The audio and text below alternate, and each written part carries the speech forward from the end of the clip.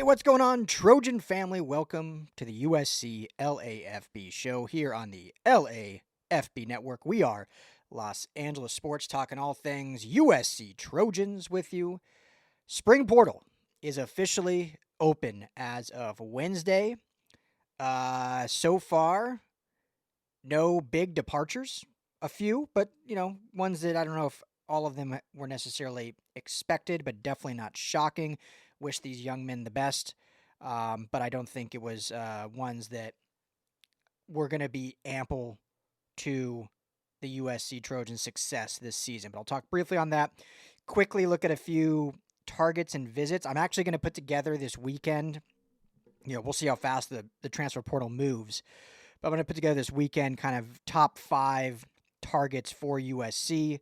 So I want to prepare that, be a little better prepared for that. So I'll just mention a few today that we know are visiting, but I think there's a few that they will really go after. I mean, there's not a huge need on this team. So I'll talk about that briefly. And then a quick recruiting update, big one, as regards to the defense in the 26 class. So stick right here with the USC LAFB show. I'm Ryan Dyer. Let's get right into it. Spring portal open. We knew about the departure of Amarian Peterson, running back, a few weeks ago. Was announced. Talked about that, so we don't need to get into that, but that officially happened on Wednesday. And then the other one that kind of came through was Lorenzo Cowan, edge prospect.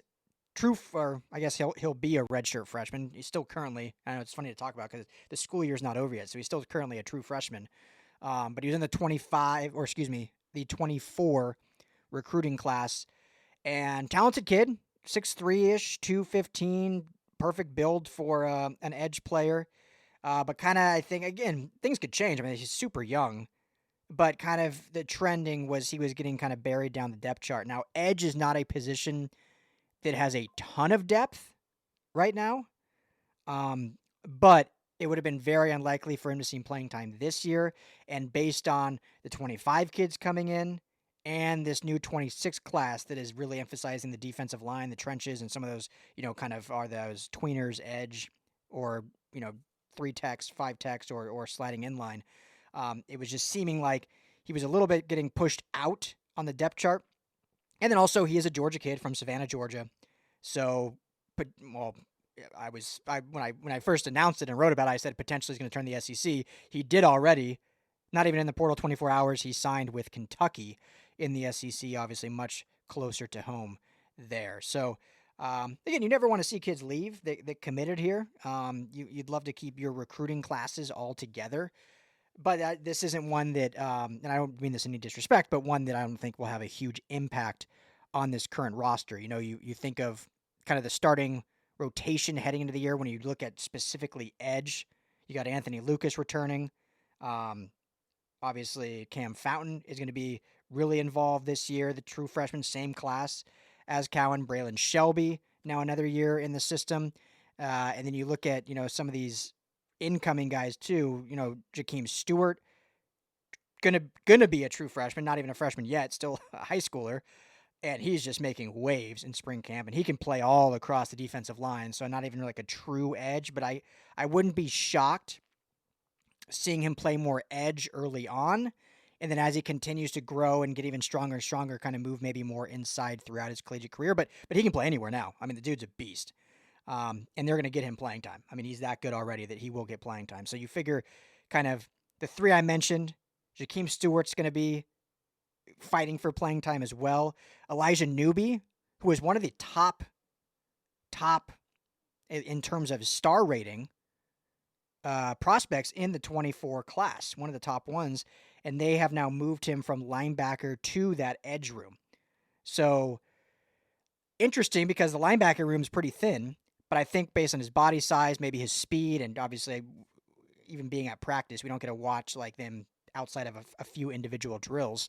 But obviously they felt that the move was good, and he is just getting rave reviews of that transition to edge. So there's another player that is in that edge role that almost like replaces Cowan in a way. Cowan leaves, they take Newby from linebacker, moving to edge, and then you still have Gus Cardova, who I think is one of the most underrated prospects in this, and not just USC's class, in the collegiate football class of 25. I think Gus Cordova is going to be a beast. He's not on campus yet. Jaden Ramos, who was a really late addition, but a sleepy, sneaky, good edge player that, again, 3-star, not known, but his production in college in Texas was elite. Both these kids being from Texas. Talking too fast. Neither of them are going to be on campus till June, so they're now joining in the summer for the program as they start ramping up. So the Cohen, again, not meaning any disrespect, but it was more of a transactional kind of, just not enough room to get playing time, and he can now go closer to home and probably get more playing time over at Kentucky. So we'll see what that looks like as kind of that progresses along. So that's really the only big. And then kicker, there was a kicker that hit the portal. So we'll keep an eye on that, who kind of the starting job will turn to. I'm not going to lie, I haven't scouted a ton of kickers yet, so I'm not going to sit here and pretend like I know who will be in that role, which is an important role. I mean, very important. We saw last year, obviously, still lost some close games, but we did see an upgrade in special teams when you look at, punter winning the Ray Guy Award, the best punter in all of college football, flipping the field. I think the kicking game improved mightily from 23 to 24, so it'll be very important they find a kicker, and a few good ones have already entered. I mean, the Texas kid entered the portal, who obviously is probably more known now for missing some of those kicks against Arizona State in the playoff, but he has been like one of the best kickers in all of college throughout his career. Missouri kicker has entered the portal, who I think is very good, so I mean, there'll be options out there for USC if they want to add to that competition. So yeah, that's kind of so far the exits. We'll kind of see what comes in and transpires. And like I said, I'm going to put together kind of a top targets list. But we do know a few. I'm not going to get to all of them. They've already scheduled quite a few visits with who have entered. But I think when you look at the positions, again, I don't even want to say need. I don't think there's huge needs with this portal, which is great. If you have massive needs in the spring portal, that's not a good thing. Now, USC has added some big-name players in the spring in the past. Bear Alexander was one of them.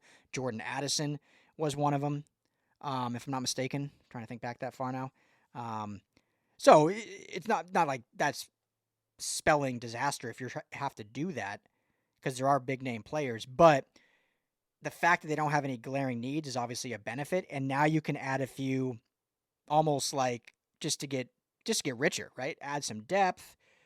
But if we're looking at positions that do kind of need that depth, I think linebacker is certainly one of them, especially since they moved Newby down to edge. I don't think defensive line anymore, but offensive line, you could probably add a little bit more there. The wide receiver room, certainly. We know the top guys were set there, but you could certainly add depth and guys that can play special teams. Safety room, maybe add some depth. So when you look at some of the names out there for that, I think the one that everyone's talking about right now, it'll be interesting to see where he fits in. But Kennedy Urlacher, son of Hall of Fame linebacker Brian Urlacher, hit the portal from Notre Dame. Obviously a huge connection to Chad Bowden. Chad Bowden's been heavily involved in everyone's recruitment at Notre Dame, so he's got connections with all these guys. That relationship just doesn't end because you move or change jobs. So there's a lot of momentum that Urlacher will end up committing to USC. Now he's a safety size-wise for sure, but he can certainly play up in the box, kind of similar to like an Anthony Beavers, right? Who now Beavers obviously now has officially moved to the linebacker room, but he's still a fairly smaller linebacker. I think he'll be fine. So I think Urlacher can, I'm not saying he can be linebacker, but the way, the style he plays, like his dad, he's got a nose for the football. He can hit, but 6'1", like 185, he's certainly the safety build. And at Notre Dame, though, he played all 14 games. Now, he wasn't their starting safety, but he did play some defense while there and a big part of the special teams. So while safety certainly is not a need, the dude's a true freshman, so he's got plenty of playing time left. They're recruiting a lot of secondary guys. So again, I don't think that's necessarily a need, but you always want to have that depth. You want to have that competition. Grew up in Chandler, Arizona, so I think it's a kid that comes back to the West Coast. So nothing's official yet. He's supposed to visit this weekend I'm recording this on Friday. I might not publish this till Saturday, so it might be when this is published, he'll be on campus. But certainly the sentiment is that he's leaning to committing to SC again because of that Chad Bowden connection. So I think that is real solid there. Sticking with linebacker, two more guys I'll talk about quickly. Gary Bryant III, and I hopefully none of these guys commit before I actually publish this. Gary Bryant III, South Dakota standout, all conference. Now, obviously, that's a smaller school. When you look at competition, it's not like a Big Ten player, an SEC player, but production sometimes speaks for yourself. And the dude had a lot of production: 103 tackles, 4 tackles for loss, 2 picks last year for South Dakota. So certainly a linebacker that is being looked at by a lot of teams. He has visits scheduled as Cal, West Virginia. Others have come through since kind of he first entered. So definitely, I think that is a name that should be on people's radar. Again, linebacker, you just need some depth. It's not like you need a guy from the portal to come in and immediately be able to play on day one.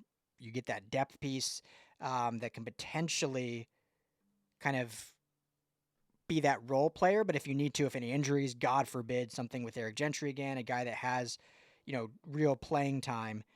All right, the last one quickly talk about is another linebacker. Kind of a surprising one to enter the portal. And this is one that I think, if needed, could come in and actually play right off the bat. And that's Boise State transfer Andrew Simpson. Again, very productive over the past 2 years. Recorded 112 tackles, 27 for loss, 9.5 sacks, 3 picks, 5 PBUs, 5 forced fumbles. So he could contribute immediately. Redshirt senior, so this is kind of, he's going somewhere to get some PT right away and build that draft stock. So while I still like the prospect of, or not like the prospect, I think the consensus is Gentry and Desmond Stevens kind of are your starting linebackers heading into this year. You're still doing a rotation. You're not playing 2 guys the entire game.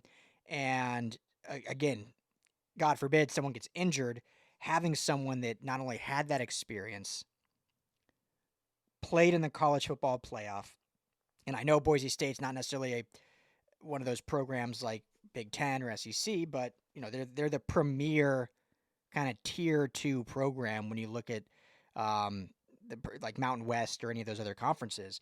And so someone that's been able to do that, he's from St. John Bosco, so a local kid, and is scheduled to visit as well. So that's another one to watch that I think is a really good option for SC to add to that linebacker room. Because again, of all the positions, that's the one I think that they probably need to add the most. Again, there's no true needs, but certainly for depth, linebacker is one that you'd like to get another body. And if you can get someone with that kind of playing experience, it's going to push that room and can viably start if need be. That's kind of a home run. So look for Andrew Simpson from Boise State to be one the Trojans kind of go after tough and see if they can get that done. But again, I'll have more targets later this weekend. I'll have a written portion up on LAFBnetwork.com, and I'll jump back on here on the mic and break those down quickly. So last thing real quick, we'll keep this one short and sweet. Another crystal ball. So I don't think I've talked about it yet. I don't know if I'm not sure if Tim and Madman touched on it on the call-in show on Wednesday. But earlier in the week, Greg Biggins and Blair, I'm drawing a blank on his last name, but Blair, another insider for 24/7 Sports, both put in crystal ball predictions for the great linebacker Talanoa Ely to commit to USC. Now, he's still got a long way to go in his recruitment. Obviously, he now moved to Hawaii to finish his senior season there. But they put in that crystal ball prediction beginning of the week. Now, today, Friday, both our friends Scott Schrader and Steve Wiltfong, both of On3, also put in crystal ball recruiting predictions for Ely to commit to USC. Obviously, Oregon is still a big player in this. He's got an official visit. His last official visit of his slew of official visits is with Oregon right after USC. So they're still going to be duking it out. I think BYU is certainly a school to watch for, kind of similar to, we've talked about Rider Lions and how BYU is, I think, a real contender, real connection there. And I think Oklahoma is a true dark horse. A few weeks ago, I talked about he kind of put these teasers out where he posted 3 photos. One was his visit at Oregon, one was his visit at USC, and one was his visit at Oklahoma. So I think Oklahoma is a real contender and a true dark horse. But now 4 crystal balls, 2 from 24/7. I haven't even looked at rivals. 2 for On 3, both in USC's favor. I know Rob Ryan has had a huge impact in this recruitment. Obviously, Chad Bowden and the commitment to local and keeping kids home, even though he's in Hawaii now, but still kind of considered local. And then also the commitment and passion and dedication of basically moving in since he committed of Tamahui Tapui is a real deal as well, because he has definite ties and a relationship with Talanoa Ely, good friends off the field. I heard one rumor out there a few months ago that they were a package deal. I'm not saying that's 100% for sure, but that just shows that that really does have some sway potentially in getting this. So Ely, whatever ranking you look at, top 5 linebacker in the country, big body, can play side of the sideline, would be a great get and continue establishing that, loyal to the soil, keeping these homegrown kids here in California and just stacking this room and building it the right way through recruiting. So long way to go. Like I said, I think he has 6 official visits, one being to UCLA. I mentioned Oregon, BYU. I mean, a bunch coming down the pipeline here starting in May and going through June. But things certainly seem to be trending for USC when maybe 2 months ago it felt like it was a slam dunk to Oregon. And now you flip to Pui. You've had all this momentum in Southern California, and that wave continues to be ridden by this recruiting momentum for the USC Trojans, and it looks to not be slowing down. Let me know your guys' thoughts. Let me know transfer portal targets you want to see. Are there guys that you're kind of paying attention to in the portal right now that you could see the Trojans and Lincoln Riley going after?